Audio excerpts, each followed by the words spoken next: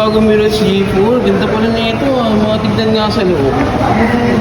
See boys in me, telling shaking on the line. I win. Boss? Ikaw na naman, boss? Boss! Ikaw na naman! Boss, ako na to! Pakanta ka pa, mali-mali yung lyrics mo ah. Parang Eh. saya-saya mo boss ah. Pasensya ka na, boss. Bare months na kasi ngayon, ang dami namin magagandang promo. Yan na naman. Parang ako isa mga boss. Boss. Bare months kasi ngayon, kaya ang dami namin magagandang promo. Parang niloko mo lang ako. Hindi, boss. Seryoso yan. Ngayon, papakita ko sa'yo kung ano yung sinasabi kong unit. Saan ba mga promo niyan, boss? Boss, sa halagang 5,000 lang, magkakaroon ka na ng Mirage G4 2024. Automatic na yan, boss. 5,000 lang yan? Oo naman. At ito pa ang good news. Next year ka na magbabayad. Wait, Ayos ba? ano sabi mo? Next year ka na magbabayad. Boss, parang niloloko mo naman ako. Boss eh.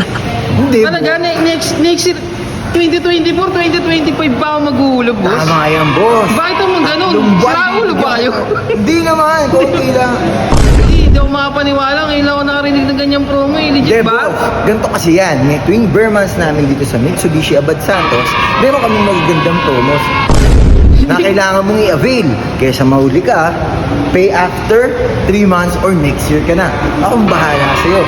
Mapalo ka Kaya- naman.